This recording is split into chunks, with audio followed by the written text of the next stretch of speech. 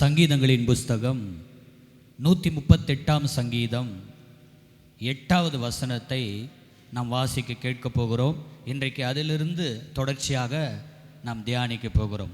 தாவீது சொல்லுகிற ஒரு விசுவாச அறிக்கை என்ன சொல்றாரு? கர்த்தர் எனக்காக யாவையும் செய்து முடிப்பார். ஆமென். தாவீது சொல்லுகிற ஒரு நல்ல அருமையான அறிக்கை என்ன தெரியுமா? கர்த்தர் எனக்காக யாவற்றையும் செய்து முடிப்பார். தாவீதுனுடைய வாழ்க்கையில் அவன் அளவற்ற ஆசீர்வாதங்களை, நன்மைகளை, உயர்வுகளை, மேன்மைகளை அடைவதற்கு காரணம் என்னன்னா இந்த விசுவாச அறிக்கை. அல்லேலூயா. அப்போ அறிக்கை என்பது மிக மிக முக்கியமான ஒரு காரியம். விசுவாச பிள்ளையுடைய வாழ்க்கையில் நீங்கள் கர்த்தரை கனம் பண்ணணும். அதே நேரத்தில் உங்கள் வாழ்க்கையில் அறிக்கை செய்வதில் கவனமாக இருக்கணும். இன்றைக்கி செய்தினுடைய தலைப்பு என்னென்னா அறிக்கையின் ஆசீர்வாதங்கள். நம்முடைய விசுவாச அறிக்கையின் ஆசீர்வாதங்கள் 3 விதமான அறிக்கை இருக்கிறது. ஒன்று விசுவாச அறிக்கை, இன்னொன்று பாவ அறிக்கை, இன்னொன்று சாட்சியின் மூலமாக அறிக்கை. எத்தனை பேர் ஆமேன்னு சொல்கிறீங்க? முடிஞ்சால் எவ்வளவு சீக்கிரம் சுருக்கமாக இதை சொல்லி முடிக்க முடியுமோ. இது ஒரு பெரிய நீண்ட பிரசங்கம், ஆனால் நேரம் இல்லை. ஆனால் சுருக்கமாக உங்களுக்கு இதனுடைய காரியங்களை சொல்லி உங்களை உற்சாகப்படுத்த நான் விரும்புகிறேன். அப்போ உங்களுடைய வாழ்க்கையில் நீங்கள் கூட கர்த்தரை நோக்கி நல்ல அறிக்கையை செய்யணும். கர்த்தர் எனக்காக யாவற்றையும் செய்து முடிப்பார். கர்த்தர் இதை என் வாழ்க்கையில் அற்புதமாக செய்வார். அந்த விசுவாச அறிக்கை மிக மிக முக்கியமானது. எத்தனை பேர் ஆமேன்னு சொல்கிறீங்க? அல்லேலூயா. விசுவாச அறிக்கை 10ஆம் அதிகாரம், ரோமர் 10ஆம் அதிகாரம் 9வது வசனத்தை, அதே போல் இன்னொரு ரோமர் 14-11 இந்த 2 வசனங்களை நீங்கள் வாசித்து பார்ப்பீர்கள் என்றால் அங்கே என்ன வாசிக்கிறோம்? எடுத்தவங்க வேகமாக வாசிங்க பார்க்கலாம். ரோமர் எழுதின நிருபம் 10ஆம் அதிகாரம் 9வது வசனம் என்னவென்றால், கர்த்தராகிய இயேசுவை நீ உன் வாயினாலே அறிக்கையிட்டு தேவன் அவரை மரித்தோரிலிருந்து எழுப்பினார் என்று உன் இருதயத்திலே விசுவாசித்தால் ரட்சிக்கப்படுவாய். உன் இருதயத்திலே விசுவாசித்தால் ரட்சிக்கப்படுவாய். நீதி உண்டாக. அல்லேலூயா. அப்ப அங்க என்ன சொல்லப்பட்டிருக்கு? கர்த்தராகிய இயேசு கிறிஸ்து உயிரோடு இருந்த தெய்வத்தை அறிக்கை செய்து நாம் இருதயத்தில் விசுவாசித்து அறிக்கை செய்யும் பொழுது நீ ரட்சிப்பு உன்னை தேடி வரும். அல்லேலூயா. அப்ப அந்த அறிக்கை தாவீதை குறித்து பார்க்குறோம். நிறைய காரியங்களை பார்க்கலாம். சங்கீதம் 23ஆம் சங்கீதத்தில் கூட அவர் என்ன சொல்கிறாரு? நான் மரண இருளின் பள்ளத்தாக்கில் நடந்தாலும், சொல்லுங்களேன், நான் மரண இருளின் பள்ளத்தாக்கில் நடந்தாலும் பொல்லாப்புக்கு தேவரீர் உமது கோலும் தடியும் என்னை. அந்த அறிக்கை இன்னைக்கு ஆண்டவருடைய பிள்ளைங்க நல்லா அறிக்கை செஞ்சு ஜெபிக்கணும். என் பிள்ளைங்களை கர்த்தர் ஆசீர்வதிப்பார், என் குடும்பத்தை கர்த்தர் ஆசீர்வதிப்பார், என் எதிர்காலத்தை கர்த்தர் ஆசீர்வதிப்பார், என் வேலையை கர்த்தர் ஆசீர்வதிப்பார், என் ஊழியத்தை கர்த்தர் ஆசீர்வதிப்பார். இப்படி நம்ம அறிக்கை பண்ணிக்கிட்டே இருக்கணும். அவிசுவாச அறிக்கை ஒரு நாளும் நம்ம வாயிலேருந்து வரக்கூடாது. இன்றைக்கி நிறைய நம்ம பேசுகிற பேச்சில் அவிசுவாசமான அறிக்கை தான் நிறைய வந்துக்கிட்டு இருக்குது. சபிக்கிற அறிக்கை தான் அதிகமாக வந்துக்கிட்டு இருக்குது. அப்படி வரக்கூடாது. விசுவாச பிள்ளைங்க நல்ல அறிக்கை, விசுவாச அறிக்கையை செய்யணும். ஆதியாகமம் 1ஆம் அதிகாரத்தில், எபிரேயர் 11ஆம் அதிகாரத்தில் நீங்கள் பார்ப்பீங்கன்னா விசுவாச அறிக்கையினாலேயே அநேகர் ஆசீர்வதிக்கப்பட்டார்கள். எபிரேயர் 11ஆம் அதிகாரம் முழுவதும் பாருங்கள் விசுவாச அறிக்கை. எபிரேயர் 13:11 வாசித்து பாருங்கள். அங்கே என்ன பார்க்குறோம்? நிறைய வசனங்கள் இந்த அறிக்கை குறித்து எழுதப்பட்டிருக்கிறது. எபிரேயர் 11ஆம் அதிகாரம் 3வது வசனம். விசுவாசத்தினாலே, பாருங்க, விசுவாசத்தினாலே நாம் உலகங்கள் தேவனுடைய வார்த்தையினாலும் உண்டாக்கப்பட்டதென்றும். பார்த்தீங்களா? விசுவாசத்தினால ஆண்டவருடைய வார்த்தை அப்படி வந்த உடனே என்ன நடந்தது? வானமும் பூமியும் சூரியனும் சந்திரனும் நட்சத்திரங்களும் செடி கொடிகளும் பிராணிகளும் உண்டாச்சு. அந்த வார்த்தை இன்னைக்கு உங்களுடைய விசுவாச அறிக்கையின் வார்த்தை உங்கள் வாழ்க்கையில் ஒரு பெரிய ஆசீர்வாதத்தை கொண்டு வரும். ஒரு பெரிய கிரியை அங்கே நடப்பிக்கும் இல்லையா? மார்க் 11ஆம் அதிகாரத்தில் பார்க்குறோம். இந்த மலையை பார்த்து என்ன பண்ணுங்கன்னு சொன்னார் ஆண்டவர்? பேசுங்க. மார்க் 11:23 பாருங்க. இந்த மலையை பார்த்து நீங்கள் பேசுங்கன்னு சொன்னார். பிரியமானவரே, நீங்களும் நானும் விசுவாச அறிக்கையோடு பேச வேண்டும். எனக்கு கர்த்தர் அற்புதத்தை செய்வார். நான் வாழ்வேன், வாழ்ந்து காட்டுவேன், நான் மேன்மை அடைவேன், நான் உயர்வேன், நான் ஆண்டவருக்குள்ள ஆசீர்வாதமாக இருப்பேன், என் வீடு கட்டப்படும், என் குடும்பம் கட்டப்படும், நான் சாதிப்பேன். வில்லியம் கேரி அவருடைய மனைவி மனநிலைமை பாதிக்கப்பட்டவங்க. அவர் 1 வருஷம் கஷ்டப்பட்டு மொழிபெயர்த்த எல்லா மொழிபெயர்ப்புகளும் போய் அந்த வீட்டில் வச்சுருந்தார் பாருங்க. அதை கொளுத்திட்டாங்க. வீடு பற்றி கொண்டு எரிகிறது. ஒரு மரத்தடியில் போய் சொன்னாராம், தேவனுக்காக பெரிய காரியங்களை செய், தேவனுக்காக பெரிய காரியங்களை எதிர்பார் அப்படின்னு விசுவாச அறிக்கையாக சொன்னாராம். கரங்களை வைத்து அல்லேலூயா சொல்லுவோம். இன்றைக்கி நீங்கள் நிறைய நேரத்தில் என்ன செய்கிறோம்? ஐயோ என் வாழ்க்கை போயிடுச்சு, நான் ஏன் உயிர் வாழணும், நான் செத்து போகிறேன். நிறைய பேர் சொல்கிற வார்த்தை என்ன தான்? நான் செத்து போகிறேன், நான் செத்து போகிறேன், நான் சாகத்தான் போகிறேன் பாருங்கள், நான் ஏன் இருக்கணும் அந்த உலகத்தில், நான் ஒருத்தருக்கும் பாரமாக இருக்க விரும்பலை. இல்லை, கர்த்தர் உங்களை ஆசீர்வதிக்க போகிறார். நாமளும் செத்துருவோன்னு சொல்லுவோம், மற்றவங்களும் என்ன செஞ்சுருவோம்? ஏன் தான் உயிரோடு இருக்குன்னு தெரியல, எனக்குன்னு பிறந்திருக்குது பாரு, சாவாத கூட இருக்குது பாருன்னு சொல்லி என்ன செய்வோம்? மற்றவங்களை சபிக்கிற ஒரு வார்த்தைகளை என்ன செய்வோம்? பேசிக்கிட்டே இருப்போம். அப்படி பேசவே கூடாது. நாமும் என்ன செய்யக்கூடாது? நம்மளையும் சபித்து கொள்ளக்கூடாது, மற்றவங்களையும் சபிக்கக்கூடாது. விசுவாச வார்த்தைகளை பேச வேண்டும். லூக்கா 4ஆம் அதிகாரத்தில் ஆண்டவருடைய வாயிலிருந்து புறப்பட்ட ஒவ்வொரு வார்த்தையும் எப்படிப்பட்ட வார்த்தை தெரியுமா? நீங்கள் எடுத்து வாசித்து பாருங்கள். ஆண்டவருடைய வாயிலிருந்து புறப்பட்ட ஒவ்வொரு வார்த்தைகளும் அது மகிமையான வார்த்தைகளாக இருந்தது என்று நாம் வேதத்தில் பார்க்கிறோம். லூக்கா எழுதின சுவிசேஷம் எல்லாரும் எடுத்துக்கொள்ளாமா? 4ஆம் அதிகாரம் 22வது வசனம். எல்லாரும் அவருக்கு நற்சாட்சி கொடுத்து அவருடைய வாயிலிருந்து புறப்பட்ட கிருபையுள்ள வார்த்தைகளை குறித்து ஆச்சரியப்பட்டு என்ன செய்யும்? அப்போ ஏசப்பாவுடைய வாயிலிருந்து புறப்பட்ட வார்த்தைகள் எப்படிப்பட்ட வார்த்தைங்க? சொல்லுங்களேன். கிருபையுள்ள வார்த்தைகள். என்ன வார்த்தை? ஆண்டவருடைய பிள்ளைங்க வாயிலிருந்து என்ன வார்த்தை வரணும்? தடித்த வார்த்தைகள் வரவே கூடாது. என்ன வார்த்தை வரக்கூடாது? தடித்த வார்த்தைகள் வரவே கூடாது. கடினமான வார்த்தைகள் வரக்கூடாது. சபிக்கிற வார்த்தைகள் வரக்கூடாது. எரிச்சலான வார்த்தைகள் வரக்கூடாது. மற்றவங்களை அழிக்கிற வார்த்தைகள் வரவே கூடாது. உங்கள் வாயில் ஆண்டவர் வல்லமையை வச்சிருக்கிறார். அதை தப்பாக ஒரு நாளும் பயன்படுத்தவே கூடாது. நீங்கள் எதை அறிக்கை செய்கிறீங்களோ அது பவர்ஃபுல்லான கிரியை நடக்கும். 2 பேர் அதை பார்க்குறாங்க. ஒன்று, கர்த்தர் பார்த்து கொண்டே இருக்கிறார். உன் வார்த்தையின்படியாகவே, உன் விசுவாசத்தின் அறிக்கையின் படியாகவே உன்னை ஆசீர்வதிப்பதற்கு கர்த்தர் பார்த்து கொண்டு இருக்கிறார். ஒரு பக்கம் பிசாசு பார்த்துக்கிட்டு இருக்கான். உன் தப்பான அறிக்கையை அவன் கேட்ச் பண்ணி அவன் அதை உன் வாழ்க்கையிலே சாபமாக மாற்றுவதற்கு பிசாசு ரெடியாக இருக்கிறான். இன்னைக்கு எத்தனை நீங்கள் சபிக்கிற வார்த்தைகள் பேசுனீங்களோ அத்தனையும் லிஸ்டோடு கூட பிசாசு என்ன செஞ்சிருக்கிறான்? நீ பேசின வார்த்தைகள் உனக்கே திரும்ப அதை செய்வதற்கு நான் வைத்திருக்கிறேன் அப்படி வச்சிருக்கிறான். நீங்கள் என்ன செய்யணும்? ஜெபம் பண்ணி பேசின வார்த்தைக்கு மன்னிப்பு கேட்டு எல்லா தப்பான அவிசுவாச வார்த்தைகளை கேன்சல் பண்ணணும். எத்தனை பேர் ஆமேன்னு சொல்லுவீங்க? என் மகனை குறித்து, என் மகளை குறித்து, என் எதிர்காலத்தை குறித்து, என் வாழ்க்கையை குறித்து நான் பேசின எல்லா தவறான வார்த்தைகளையும் நான் கேன்சல் பண்ணுறேன். அல்லேலூயா. செய்வீங்களா? பக்கத்தில் கைப்பிடிச்சு சொல்லுங்கள். நீங்கள் செய்வீங்களான்னு சொல்லுங்கள்.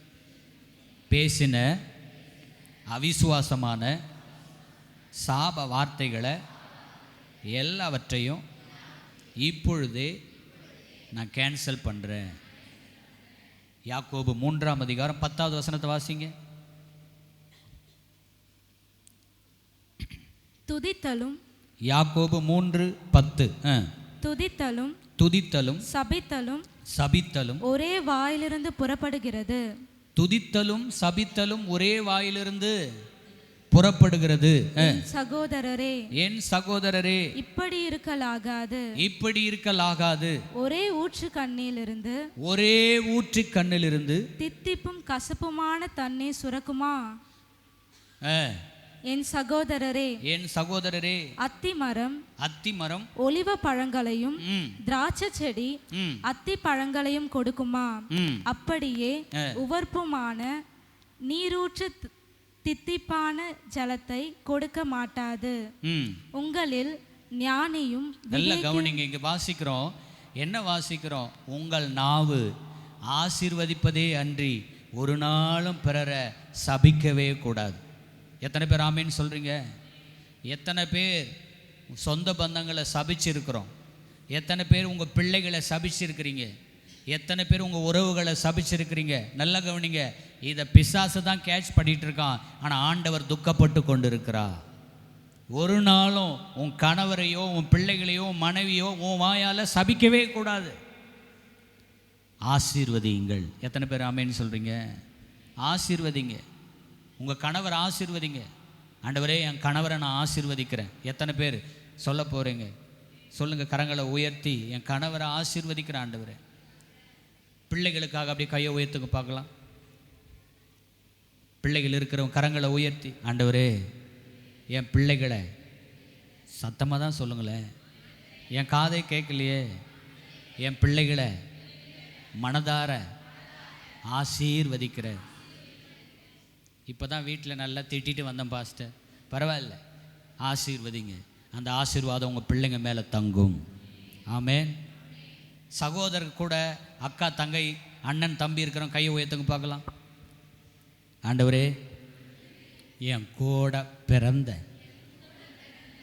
பிறப்புகளை அண்ணனோ அக்காவோ தங்கையோ எனக்கு இருப்பார்களானால் இயேசுவின் நாமத்தில் மனதார அவர்களை ஆசீர்வதிக்கிறேன். நல்ல கைகளை தட்டி. அப்போ நாம் பிரச்சனைகளை பார்த்து நம்ம பேச கற்றுக்கொள்ள வேண்டும். நம்ம வாயின் வார்த்தைகளில் நல்ல அறிக்கையும் செய்ய வேண்டும். எத்தனை பேர் ஆமேன்னு சொல்கிறீங்க? அல்லேலூயா. அப்போ அந்த வாயின் அறிக்கையை கர்த்தர் பார்த்துக்கிட்டே இருக்கிறார். நல்ல வார்த்தைகளை பேசணும். இயேசு கிறிஸ்து பாருங்க, லாசருவே வெளியே வா, ஒரே வார்த்தை. அந்த வார்த்தை மரித்த சடலத்தை உயிரோடு எழும்ப செய்தது. வார்த்தையில் வல்லம் இருக்கா? சொல்லுங்களேன். யவீரு மகளை பார்த்து என்ன சொன்னாரு? தலித் தாகுமி, சிறு பெண்ணே எழுந்திருன்னாரு. செத்து போன பொண்ணு என்ன செஞ்சிட்டா? உயிரோட எழுந்திரிச்சிட்டா இல்லையா? அப்போ நாங்கள் பார்க்குறோம், காற்றையும் கடலையும் பார்த்து என்ன சொன்னார்? இறையாதே அமைதலாயிருந்தாரு. அது அப்படியே அமைதலாக மாறி போச்சு. அப்போ ஆண்டவருடைய வார்த்தைக்கு வல்லமை எப்படி இருக்கிறதோ, வேதத்தை வாசித்து ஜெபிக்கிற பிள்ளைகளுடைய வாயில் இருக்கிற வார்த்தை அப்படித்தான். எத்தனை பேர் ஆமேன்னு சொல்கிறீங்க? உங்கள் வாயிலிருந்து புறப்படுற வார்த்தை அதிகாரத்தோடு விசுவாசத்தோடு நல்ல வார்த்தையாக இருக்குமானா நல்ல விளைச்சல் உங்களுக்கு உண்டாகும். தப்பான காரியத்தை அறிக்கை செஞ்சால் தப்பானது, கெட்டது, கேடானது விளைச்சிடும். அல்லேலூயா. உங்கள் கழனியில் கொண்டு போயிட்டு நல்ல விதைகளை தூவனீங்கன்னா நல்ல செடி உருவாகும். கள்ளி செடி விதைகளை கொண்டு போய் நீங்கள் அல்லது கசப்பான விதைகளை தூவனீங்கன்னா அந்த செடியும் உருவாகும். நீங்கள் எதை வாயிலிருந்து விதைக்கிறீங்க என்பது மிக முக்கியம். எத்தனை பேர் ஆமேன்னு சொல்கிறீங்க? அல்லேலூயா. ஒருவேளை சத்தியத்தை அறிவதற்கு முன்பதாக உங்கள் பிள்ளைகளை சபிச்சிருக்கலாம், கணவரை சபிச்சிருக்கலாம், மனைவியை சபிச்சிருக்கலாம், சொந்தங்களை சபிச்சிருக்கலாம். ஆண்டவருடைய சமூகத்தில் இந்த ஆராதனையில் மன்னிப்பு கேளுங்க. ஆண்டவரே, இனி நான் யாரையும் வாயினால் சபிக்க மாட்டேன். இந்த நாவை, இந்த வாயை ஆசீர்வதிக்க வைத்திருக்கிறீர். கைகளை தட்டி கர்த்தரை மகிமைப்படுத்தலாம். அல்லேலூயா. அப்போ உங்கள் மூலமாக மத்தேயு 10:20 வாசிக்கிறோம். வாசித்து பாருங்கள். உங்கள் இருதயத்திலிருந்து, உங்கள் வாயிலிருந்து பேசுகிறது யார்? நான் உங்களை பார்த்து கேள்வி கேட்குறேன். மத்தேயு 10:20 என்ன சொல்லுது? வாசிங்க. பேசுகிறவர்கள் நீங்கள் அல்ல. பேசுகிறவர்கள் நீங்கள் அல்ல. நீங்கள் அல்ல. உங்கள் பிதாவின் ஆவியானவரே உங்களிலிருந்து பேசுகிறார். எத்தனை பேர் ஆமேன்னு சொல்றீங்க? இந்த ஸ்டேட்மெண்ட் யாருக்குள்ள இருக்கு? பேசுகிறவர். சொல்லுங்களேன். அப்படி ஒரு கையை உயர்த்தி சொல்லுங்க பார்க்கலாம். பேசுறது நான் அல்ல, எனக்குள்ளே இருக்கிற பரிசுத்த ஆவியானவரே பேசுகிறா. எத்தனை பேர் இதை சொல்ல முடியும்? எத்தனை பேர் சொல்ல முடியும்? அப்போ நீங்கள் மற்றவங்களை தூஷித்து சபிக்கும் பொழுது ஆவியானவர் பேசுகிறாரா? ஒன்று ஆவியானவர் பேசணும், இல்லைன்னா உங்கள் மூலமாக யார் பேசணும்? இங்கே சொல்லப்பட்டிருக்கு, உங்களுக்கு பேசுகிறது நீங்கள் அல்ல, பிதாவின் ஆவியானவர். ஒன்று பரிசுத்த பிதாவின் ஆவியானவர் நமக்குள்ளே பேசணும். அப்படி ஆவியானவர் பேசலைன்னா உங்கள் மூலமாய் பேசுகிறது பிசாசு. உங்கள் மூலமாக சபிக்கிறான், உங்கள் மூலமாக கெடுக்கிறான், உங்கள் மூலமாக குடும்பத்தை அழிக்கிறான். உங்கள் நாவை வச்சு, உங்கள் கையை வச்சு உங்கள் கண்ணை குத்தும்படியாக உங்கள் குடும்பத்துக்கு வரக்கூடிய சாபமெல்லாம் உங்கள் வாயிலிருந்தே புறப்படுகிறது. இதுடைய சாத்தானுடைய தந்திரம், சத்துருவின் திட்டம். எத்தனை பேர் ஆமேன்னு சொல்றீங்க? கவனிக்கிறீங்களா? உங்கள் பிள்ளைங்க ஆசீர்வாதமாக இருக்கணும்ன்ட்டு ஒரு மாதம் வரைக்கும் தீர்மானம் எடு. என் பிள்ளைங்களை ஒரு மாதம் வரைக்கும் என் வாயால் நான் சபிக்கவே மாட்டேன், ஆசீர்வதிச்சுக்கிட்டே இருப்பேன் அப்படின்னு தீர்மானம் எடுத்து ஒரு மாதம் வரைக்கும் நீங்கள் ஆசீர்வதிச்சு பாருங்களேன். இன்னைக்கு சயின்ஸ் பிரகாரம் என்ன சொல்கிறாங்க தெரியுமா? உங்கள் பிள்ளைங்க தூங்கும்போது அந்த பிள்ளைங்களுடைய வலது காலத்தில் நீ பெரிய ஆளாக வருவ, நீ ஆசீர்வாதமாக இருப்ப, நீ உயர்வாக வருவ அப்படின்னு அந்த குழந்தைங்க தூங்கும் போது காதில் சொல்லிக்கிட்டே இருங்க. நிச்சயமாக இது நடக்கும் என்று சயின்ஸ் சொல்லுது. ஆனால் அதுக்கு முன்பதாக வேதம் சொல்லுகிறது. எத்தனை பேர் ஆமேன்னு சொல்கிறீங்க? அப்போ உங்களுடைய வாயின் அறிக்கை மிக மிக அவசியம். உங்கள் வாயின் அறிக்கை மிக மிக அவசியம். அதைத்தான் நான் சொல்லியிருக்கிறேன். அந்த வார்த்தையில் ஆவியானவர் கிரியை நடப்பிக்கிறா. பெரிய பர்வதமே நீ எம்மாத்திரம், செருபாபேலுக்கு முன்பதாக சமபூமியாவா. நிறைய காரியத்தை பார்க்குறோம். யாக்கோபு, ஐயோ நான் என் வாழ்நாளெல்லாம் வேதனையிலே நான் இந்த பூமிக்குள்ளே இறங்கினா நல்லா இருக்கும்னாரு. அவர் வாயில் பதட்டப்பட்டு சொன்னார். என்ன நடந்தது தெரியுமா? யாக்கோபு வாழ்நாள் முழுவதும் வேதனையே அனுபவித்தான். யாக்கோபு நேசித்த அன்பான மனைவி ராகேல் வழியிலேயே மரித்து போனான். வாழ்நாள் முழுவதும் வேதனை, வாழ்நாள் முழுவதும் கண்ணீர் யாக்கோபு. காரணம் என்ன தெரியுமா? யாக்கோபு வாயிலிருந்து புறப்பட்ட வார்த்தை. என் அன்பான ஜனமே, இன்னைக்கு உங்கள் வாயிலிருந்து புறப்படுகிற வார்த்தை அது விசுவாச வார்த்தையாக இருக்கட்டும். ஜாய்ஸ் மேயர் கடந்த நாட்களில் மரித்து போயிட்டாங்க. அவங்க சொல்லுவாங்க, தன் தகப்பனால் கற்பழிக்கப்பட்ட ஒரு சகோதரின்னு சொல்லி சாட்சி சொல்லுவாங்க. மிகுந்த கொடுமையான வாழ்க்கை, ஆசீர்வாதம் இல்லாத வாழ்க்கை, வறுமை. அவங்க வீட்டில் ஒரு சின்ன சின்ன தோட்டத்தை பயிர் செஞ்சு அதில் வரக்கூடிய காய்கறிகளில் அவங்க வாழ்க்கையை ஆரம்பித்த சகோதரி. ஆனால் பைபிளிலிருந்து 100 வாக்குத்தத்தங்களை எடுத்து அதை தினமும் ஒவ்வொரு 3 வேளையும் அறிக்கை செய்து அவங்க விசுவாசத்தோடு ஜெபிக்க ஆரம்பித்தார்களாம். என்ன நடந்தது தெரியுமா? அவங்க ஜெபித்து அறிக்கை செய்து ஜெபித்த ஒவ்வொரு வாக்கு தத்தங்களும் அவங்க வாழ்க்கையில் ஆமேன் என்று பலிக்க ஆரம்பித்தது. கைகளை தட்டி கர்த்தரை ஸ்தோத்திரம் பண்ணுவோம். கர்த்தர் அவர்களை ஆசீர்வதித்தார். கீழாகாமல் நான் மேலாவேன், வாலாகாமல் தலையாவேன், சகல ஜனங்களை பார்க்க நான் ஆசீர்வாதமாக இருப்பேன். கர்த்தர் என்னை உயர்த்துவா, பூமியில் உள்ள சகல ஜாதிகளை என்னை மேன்மையாக வைப்பா. நான் போகையிலும் ஆசீர்வதிக்கப்பட்டிருப்பேன், வருகையிலும் ஆசீர்வதிக்கப்பட்டிருப்பேன். கர்த்தர் என்னோடு இருக்கிறார், நான் பயப்பட மாட்டேன். என்னை பலப்படுத்துகிற கிறிஸ்துவினாலே எல்லாவற்றையும் செய்ய எனக்கு. நீங்கள் என்ன அறிக்கை செய்கிறீங்க? இந்த ஒரு மாதம் நீங்கள் கணக்கெடு, இந்த மே மாதத்துலேருந்து கணக்கெடுத்து பாருங்கள், எவ்வளவாக உங்கள் வாயிலிருந்து நீங்கள் பேசினீர்கள். உங்களையே நீங்கள் மட்டம் தட்டி பேசுகிறீங்க. யாராவது உங்களை வழியில் போகும்போது விசாரித்தாங்கன்னா எப்படி இருக்கீங்க சொல்கிறீங்க? என்ன சொல்கிறீங்க? என்னம்மா ஏஞ்சல் நல்லா இருக்கீங்களா அப்படின்னா என்ன சொல்லுவீங்க? நான் ஆண்டவருடைய கிருபையில் சுகமாக இருக்கிறேன், ஆசீர்வாதமாக இருக்கிறேன், கர்த்தர் என்னை சாட்சியாக உயர்த்தி வைத்திருக்கிறா சொல்ல முடியுமா? ஆனால் நீங்கள் என்ன சொல்கிறீங்க? எங்கக்கா அதான் வரலக்கா. என்ன சொல்கிறோம்? என்ன வரல?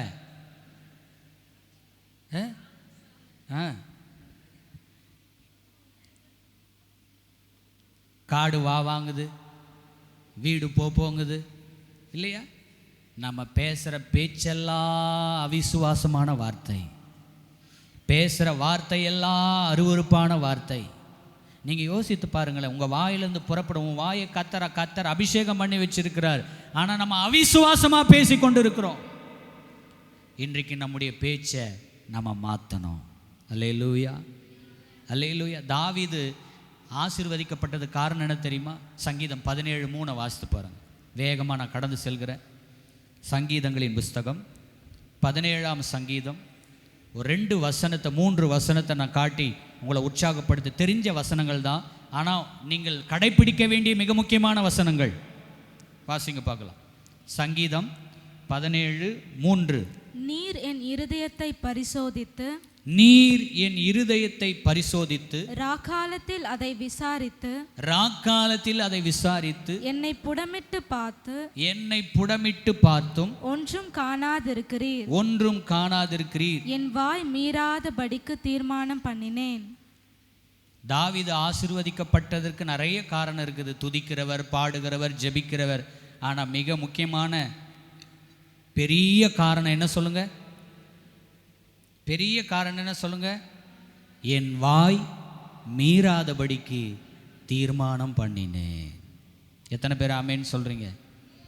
உங்கள் வீட்டுக்கார கோபத்தில் ஒரு 4 வார்த்தை பேசினா கூட அடுத்து 40 வார்த்தை உங்களுக்கு ரெடியாக இருக்கலாம், ஆனால் பேசாதீங்க.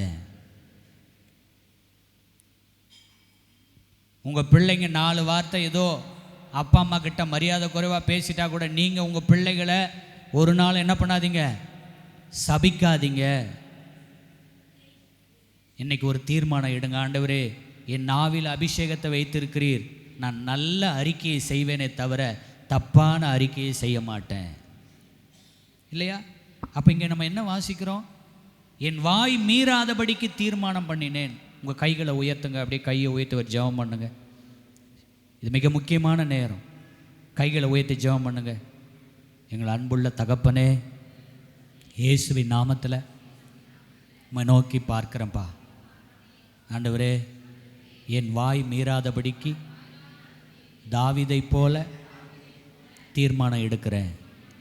என் நாவினால் விசுவாசமாக அறிக்கை செய்வேனே அன்றி ஆண்டவரே அவிசுவாசமாக தப்பான அறிக்கையை இனி நான் செய்யாதபடிக்கு என் நாவை குறித்து ஒரு நல்ல தீர்மானம் எடுக்கிறேன். இயேசுவின் நாமத்தில் பிதாவே. நல்ல கைகளை தட்டி கர்த்தரை ஸ்தோத்திரம் பண்ணுவோம். அல்லேலூயா. அப்போ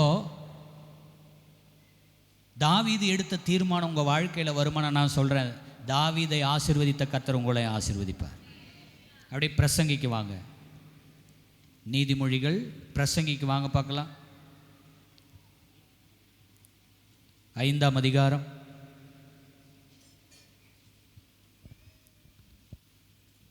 1வது வசனத்திலிருந்து வாசிக்கலாம். நீ தேவாலயத்துக்கு போகும்போது, நீ தேவாலயத்துக்கு போகும்போது உன் நடைகளை காத்துக்கொள், உன் நடையை காத்துக்கொள். மூடர் பலியிடுவது போல பலியிடுவதை பார்க்கிலும் செவி கொடுக்க சேர்வதே நலம், தாங்கள் செய்கிறது தீமை என்று அறியாதிருக்கிறார்கள். 2ஆம் வசனம். தேவ சமூகத்தில், தேவ சமூகத்தில் நீ துணிகரமாய் உன் வாயினால் பேசாமலும், நீ துணிகரமாய் உன் வாயினால் பேசாமலும், மனம் பதறி ஒரு வார்த்தையும் சொல்லாமலும் இரு. தேவன் வானத்தில் இருக்கிறார், நீ பூமியில் இருக்கிறாய், ஆதலால் உன் வார்த்தைகள் சுருக்கமாய் இருப்பதாக. எத்தனை பேர் ஆமேன்னு சொல்றீங்க? இங்க என்ன சொல்லுது? 2வது வசனம். தேவ சமூகத்தில் நீ துணிகரமாய் உன் வாயினால் பேசாமலும். சர்ச்சுக்கு நீங்க எப்போ வீட்டிலேருந்து புறப்படுறீங்களோ, இன்னைக்கு ஞாயிற்றுக்கிழமை அப்படின்னுட்டா உங்க வாயினால துணிகரமா உங்க வீட்டில் பேசி சண்டையை நீங்க உருவாக்க கூடாது. இங்க வேதம் என்ன எச்சரிக்கை? தேவ சமூகத்தில் நீ துணிகரமாய் உன் வாயினால் பேசாமலும், மனம் பதறி ஒரு வார்த்தையும் சொல்லாமல் இரு. தேவன் வானத்தில் இருக்கிறார், நீ பூமியில் இருக்கிறாய், ஆதலால் உன் வார்த்தைகள் எப்படி இருக்கணும்?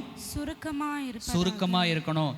5ஆம் அதிகாரத்தில் 1வது வசனத்தில் பார்க்கும். நீ தேவாலயத்துக்கு போகும்போதே மூடர் மாதிரி பேசக்கூடாதுன்றார்.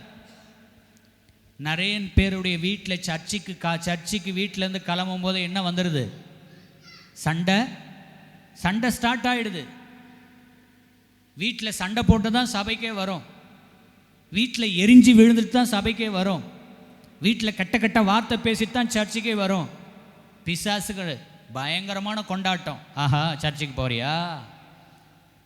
வீட்டில் ஒரு சண்டை உங்கள் மூலமாக உண்டாக்கிட்டான். ஏன்? உங்கள் நாவினால.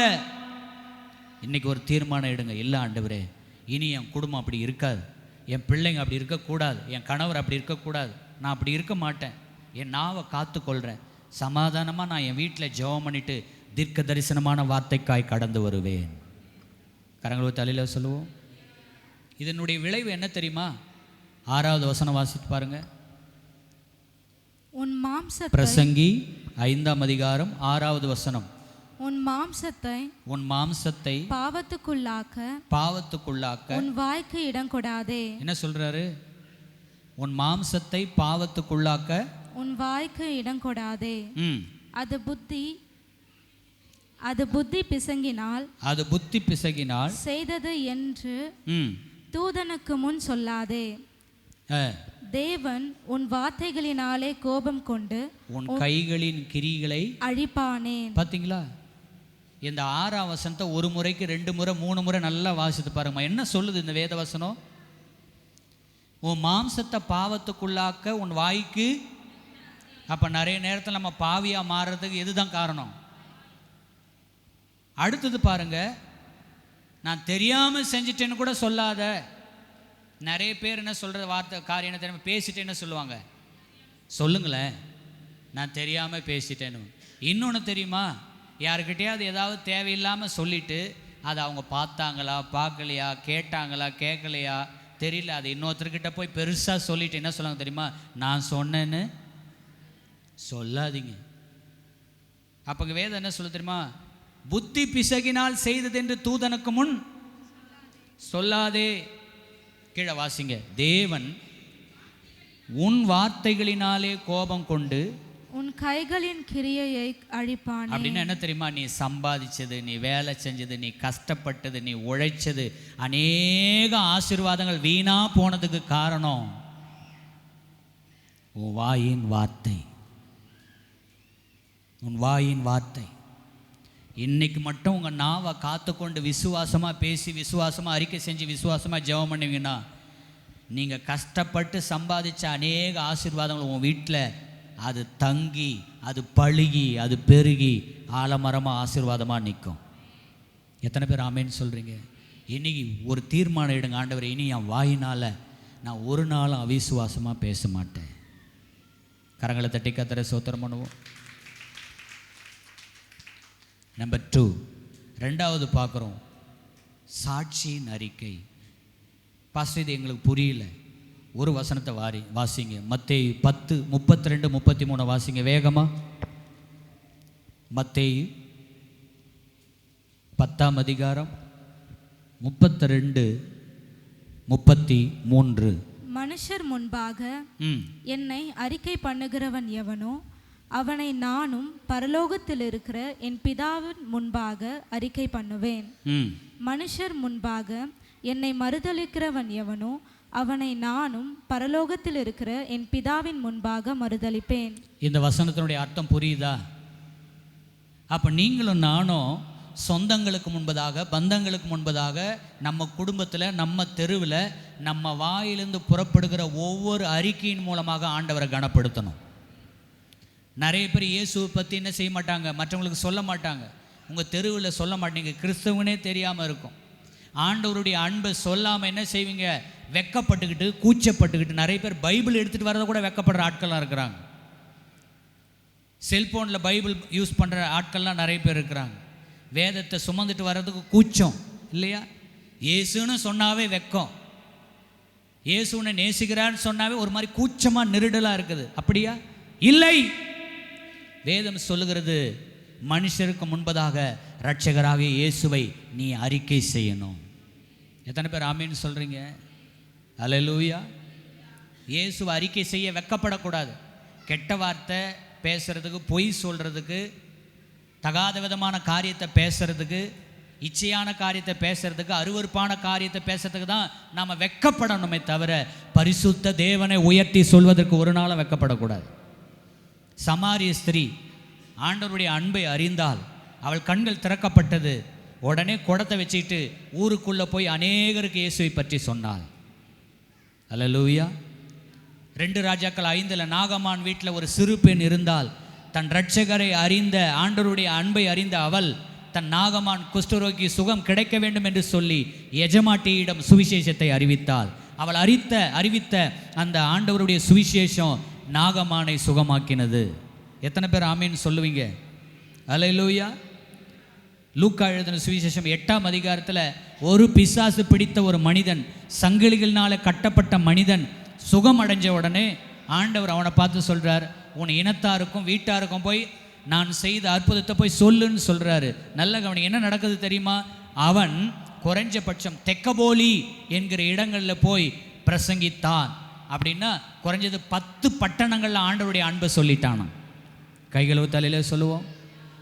இன்றைக்கி நீங்களும் நானும் நாம் பெற்ற அன்பை, ரட்சிப்பை எத்தனை பேர் அறிக்கை செய்கிறீங்க? உங்கள் சொந்த பந்தம் வீட்டுக்கு போகிறீங்களே, ஆண்டவர் செய்த நன்மையை, அற்புதத்தை சாட்சியாக, ஒரு சாட்சியாவது சொன்னீங்களா? நாம் சொல்கிறதெல்லாம் என்ன சொல்கிறோம்? என்ன சொல்லுவோம்?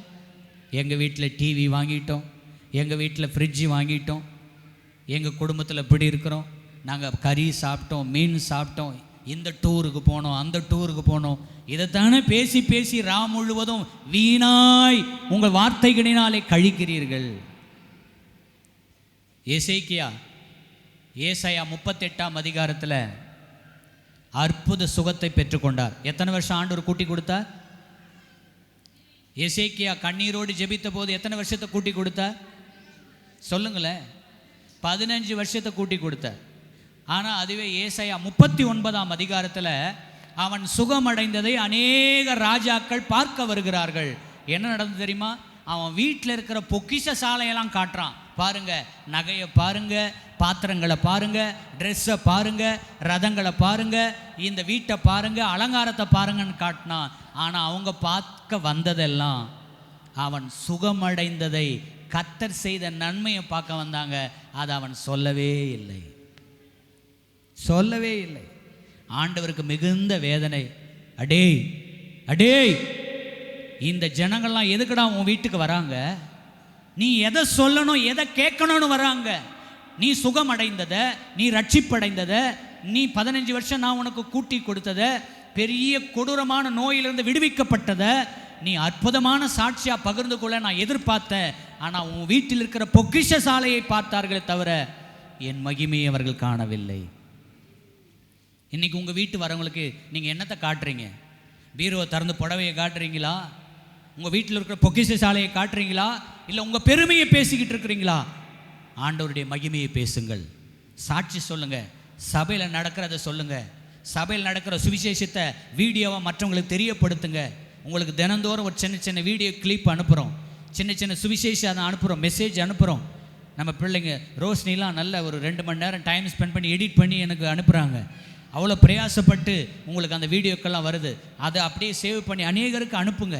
நீங்கள் சத்தியத்தை சொல்லனா கூட அந்த சத்தியத்தை அப்படியே அனுப்புங்க, ஸ்டேட்டஸ் வைங்க. இன்றைக்கி ஸ்டேட்டஸ் என்ன தெரியுமா? அழுதுகிட்டு இருக்கிற மாதிரி, கவலையில் இருக்கிற மாதிரி, செத்து போகிற மாதிரி. நான் சாக போகிறேன். சாவு, நான் சாக போகிறேன், நான் கண்ணீரோடு இருக்கிறேன். யார் கேட்டா? அதனால் சல்லி காசு கூட பிரயோஜனம் கிடையாது. நீ வைக்கிற ஸ்டேட்டஸ்னால சல்லி காசுக்கு பிரயோஜனம் கிடையாது. பிசாசு நல்லா பார்த்துக்கிட்டு இருக்கிறான், அப்படியே உன் குடும்பத்தையும் உன்னையும் சபிச்சுக்கிட்டு இருக்கிறான். நிறைய பேர் ஸ்டேட்டஸ்லாம் பார்ப்பேன், அழறா மாதிரி 3 ஃபோட்டோ போட்டுட்டு கண்ணீரோடு இருக்கிறேன். அப்போ என்ன பிரயோஜனம்? இயேசுவை அறிவிக்கிற சுவிசேஷம் உன்னுடைய ஸ்டேட்டஸில் ஒழிக்கணும். கைகளை தட்டி கர்த்தரை மகிமைப்படுத்துங்க. அற்புதத்தின் தேவன் என்பதை நீ சாதித்து காட்டணும். எப்பவுமே அழுமூஞ்சியா, துக்கம் மூஞ்சியா, சோர்ந்து போனவங்களா, அவிசுவாசமான பேச்சை பேசிக்கிட்டு உன் குடும்பத்தை நீயே கெடுத்துக்கிட்டு இருக்க கர்த்தர் உன்னை அழைக்கல. உன் சோம்பலான, எப்பவுமே சோம்பலா இருக்கக்கூடிய ஆவியினால இருப்பதற்கு கர்த்தர் உன்னை அழைக்கல. ஒரு வாழ்க்கை இன்னைக்கு போய் படுக்கிற உன் ஜீவன் உன்னை விட்டு போகுமானா நீ சாதித்தது என்ன? தூங்கி தூங்கி தூங்கி கழிக்கிறோமே, ஜெபிக்கல, ஆண்டவர் கொடுத்த பொறுப்பு உனக்கு இல்லை, விசுவாசமா வாழல, அறிக்கை செய்யல. ஒரு வாழ்க்கை தான், ஒரு வாழ்க்கை தான். நல்ல கொரோனாவில் நல்ல பாடியை நல்ல ஸ்ட்ரென்தன் பண்ணிக்கிட்டு இருந்த பாடி பில்டர் எல்லாமே என்ன செஞ்சிட்டாங்க? மரித்து போனார்கள். பணம் படைத்தவர்கள், பொருள் படைத்தவர்கள் மரித்து போனாங்க. இன்றைக்கி எத்தனை போய் பாருங்க. சின்ன சின்ன பிள்ளைகளுக்கெல்லாம் ஹார்ட் அட்டாக், சின்ன சின்ன பிள்ளைகள்லாம் ஆக்சிடெண்ட், சின்ன சின்ன பிள்ளைகளுக்கெல்லாம், வாலிபர்களுக்கு எல்லாமே ஹாஸ்பிட்டலில் போய் பாருங்கள், கை வராமல், கால் வராமல், குடல் நோய், ஹார்ட் பேஷண்ட், மூளை காய்ச்சல், கண் பார்வை, இப்படி நிறைய பிரச்சனைகளோடு இருக்கிறாங்க. உன்னையும் என்னையும் கர்த்தர் சுகத்தோடு வைத்திருக்கிறார். கைகளை தட்டி கர்த்தரை ஸ்தோத்திரமோ. நீ எதற்காக வாழப்போகிறாய்? யாருக்காக வாழப்போகிறாய்? உன் வாழ்நாட்களை வீணாய் கழிப்பதை விட்டுவிட்டு தேவனுக்காக அறிக்கை செய்ய வேண்டும். எந்த வீட்டுக்காவது போகிறீங்களா, எசேக்கியா ராஜா மாதிரி இருக்காதீங்க. யார் வீட்டுக்கு போனாலும் அங்கே ஒரு வாய்ப்பு கிடைக்குமான்னு பார்த்து கொஞ்ச நேரம் உட்காந்து உங்ககிட்ட பேசுகிறாங்களா, எப்பொழுது ஆண்டவருடைய அன்பை சொல்லலாம் என்று காத்திருந்து நீ ஆண்டவருடைய அன்பை சொல்லுவதற்கு தருணம் கிடைக்க உடனே உன் சாட்சியோ, மற்றவர்கள் சாட்சியோ, ஊழியக்கார சாட்சியோ, சபையில் நடந்ததையோ நீ அவர்களுக்கு சொல்லிவிட்டு வந்து விடுவாயானால் அந்த வார்த்தை என்றைக்காவது ஒரு நாள் அவள் வாழ்க்கையை கட்டி எழுப்பிவிடும். அவங்க தற்கொலைக்கு போகிறது கூட தீர்மானம் எடுப்பாங்க. தூக்கு கயிறுக்கு முன்பதாக போய் நிற்பாங்க. நிற்கும் போது நீ சொன்ன சாட்சி ஆவியானவர் ஞாபகப்படுத்துவார். ஓ, ஏன் நம்ம சபைக்கு போகக்கூடாது, ஏன் இயேசுவை நோக்கி போகக்கூடாதுன்னு தூக்கு கயிறை கழட்டி எறிந்து விட்டு பக்கத்தில் இருக்கிற சபையில் போய் உட்காருவாங்க. அவங்க வாழ்வாங்க, அநேகரை வாழ வைப்பாங்க. அவர்கள் வாழ்வதற்கு காரணம் நீ சொன்ன சுவிசேஷம். கைகளை தட்டி கர்த்தரை ஸ்தோத்திரம் பண்ணு. அல்லேலூயா. இன்னைக்கு ஒரு தீர்மானம் எடுங்க. மூன்றாவது பாவ அறிக்கை. பாவ அறிக்கை. முதலாவது விசுவாச அறிக்கையை பார்த்தோம். ரெண்டாவது கர்த்தர் உன் வாழ்க்கையில் செய்த நன்மைகளை அல்லது இயேசு கிறிஸ்து குறித்த இரட்சகருடைய அன்பை மற்றவங்களுக்கு அறிவிக்கணும். ரெண்டாவது அறிக்கை. மூணாவது அறிக்கை பாவ அறிக்கை. உன் வாழ்க்கையில் நீ மனம் பதறி கீழ்ப்பிடியாமல் முரட்டாட்டம் செய்த பாவத்தை எல்லாம் நீ அறிக்கை செய்ய வேண்டும் என்று கர்த்தர் விரும்புகிறார். ஆர்சி சபையிலெல்லாம் ஒரு சிலர் சாமியார் இடத்துல போய் அவங்க பாவத்தை அறிக்கை செய்வாங்க. ஆனால் அது வேதத்துக்கு புறம்பானதாக சொல்லப்படுகிறது. கவனிங்க, மனுஷனிடத்தில் அறிக்கை செய்வதல்ல, தேவனிடத்தில் அறிக்கை செய்ய வேண்டும்.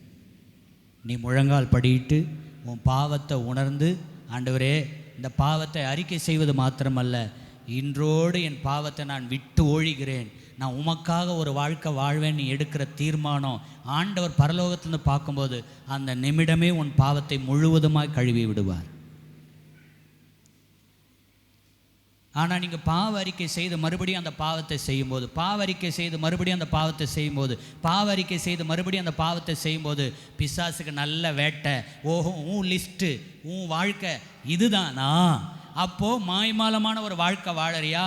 இதோ நான் வருகிறேன் சொல்லி பிசாசு வந்து உன் மேலே கொஞ்சம் கொஞ்சமாக உட்காந்து வேர் பிடித்தவனாக இறங்கிடுவான்.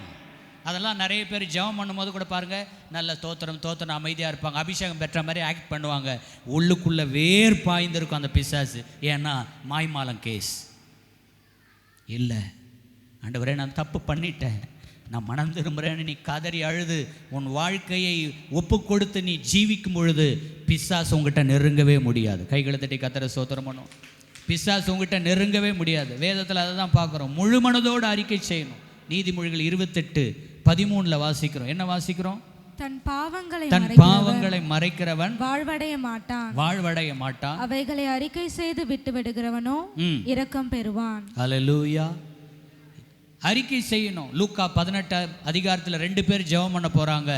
ஒருத்தன் பெருமையாக ஜெபிக்கிறான், ஆனால் ஒருத்தன் மனம் உடைந்து ஜெபிக்கிறான். ஆண்டவரே பாவியாகிய என்மேல் என்ன பண்ணுங்க, கிருபையாயிரும் ஜெபம் பண்ணும் பொழுது கர்த்தர் அவன் மேல் இறங்கினார். அல்லேலூயா. ஏசாயா 6 சபையில் வந்து ஏசாயா நிற்கும் போதே 5 மற்றவங்களுக்கு ஐயோ ஐயோ ஐயோ என்று சொன்னவர் 6 எனக்கு ஐயோன்னு சொல்லி, ஆண்டவரே நான் இப்படிப்பட்ட பாவியா, பெருமை உள்ளவனான்னு சொல்லி அவர் அழுது புலம்பி, அசுத்த ஜனங்கள் மத்தியில் வாசம் பண்ணுகிறவன் நான் என்று கதறும் பொழுது ஆண்டவர் அக்கினி தழலை கொண்டு எங்க பரிசுத்தப்படுத்துறாரு? தலையிலையா, கண்லையா, சரீரத்தின் எந்த பகுதியில் ஆண்டவர் நெருப்பு கொண்டாந்து வைக்கிறார்? கரெக்டாக சொல்லுங்க. ஏசாயா 6:5 அக்கினி தழலை கொண்டு வந்து நாவிலே வாயிலே வைக்கிறார். அல்லேலூயா. ஏன் தெரியுமா? உன் வாய் பரிசுத்தமாயிட்டா அதுக்கப்புறம் எனக்கு மகிமையாக நீ பயன்படுவ. அல்லேலூயா. இன்றைக்கி நம்ம நாவில் ஆவியானுடைய அக்கினி இறங்கணும். எத்தனை பேர் ஆமேன்னு சொல்கிறீங்க? ஆண்டவரே என் வாயில் அக்கினி இறங்கணும், என் வாயில் பரிசுத்தாவுடைய வல்லமை இறங்கணும். ஆண்டவரே கர்த்தருடைய வல்லமை இறங்கிடும். அதுக்கப்புறம் தான் 8வது வசனத்தில் பார்க்குறோம், நான் யாரை அனுப்புவேன் அப்படின்னு கெஞ்சுறாரு. அப்போ சொல்கிறாரு ஏசாயா, இதோ அடியேன் இருக்கிறேன் சொன்ன உடனே ஊழியத்துக்கு அவர் அப்பாயின்மெண்ட் கர்த்தர் பண்ணுறார். அல்லேலூயா. உன் நாவு எப்போ பரிசுத்தமாக மாறுதோ, உன் நாவை எப்போ ஆண்டவருக்கு ஒப்பு கொடுக்குறியோ, உன் வாழ்க்கையை ஆண்டவருக்கு எப்போ ஒப்பு கொடுக்குறியோ, உன் சரீரத்தை எப்போ ஆண்டவருக்கு ஒப்பு கொடுக்குறியோ, அப்போவே உன்னை ஊழியத்தில் அப்பாயின்மெண்ட் பண்ணிவிடுவார். கைகளை தட்டி கர்த்தரை மகிமைப்படுத்தலாமா? அல்லேலூயா. 1 யோவான் 1:7, 1 யோவான் 1:9 வாசித்து ஜெபம் பண்ணலாமா? எல்லாரும் கண்களை மூடி. 1 யோவான் 1:7, 1 யோவான் 1:9. இயேசு கிறிஸ்துவின் ரத்தம் சகல பாவங்களை நீக்கி நம்மளை சுத்திகரிக்கும். நம்முடைய பாவங்களை நாம் அறிக்கையிட்டால் நம்முடைய அநியாயங்களையும் அக்கிரமங்களையும் நீக்கி நம்மை சுத்திகரிக்க அவர் வல்லமுள்ள தேவனாய் இருக்கிறார். அல்லேலூயா. இளையகுமாரன் பன்றிக்கிட்ட போயிட்டான், உண்மைதான். நாத்து அடிச்சது உண்மைதான். அவன் அழுக்கான வஸ்திரம் போட்டுக்கிட்டு வந்தான், உண்மைதான். தகப்பனிடத்தில் வந்தான், உண்மைதான். ஆனால் அவன் சொல்கிறான், இப்போ ஆண்டவரே, அப்பா, நான் பரத்துக்கு விரோதமாக உமக்கு விரோதமாக பாவம் செய்தேன், உன் பிள்ளைன்னு சொல்லுகிறதற்கு எனக்கு அருகதை கிடையாதுன்னு சொல்லி ஒப்பு கொடுத்த உடனே கர்த்தர் அவன் இழந்து போன நன்மையெல்லாம் அப்பா திருப்பி தரார். எத்தனை பேர் ஆமேன்னு சொல்லுவீங்க? எல்லாரும் அப்படியே முழங்கால் படிட்டு ஜெபிக்க போகிறோம். எல்லாரும் முழங்கால் படிட்டு ஜெபிக்க போகிறோம்.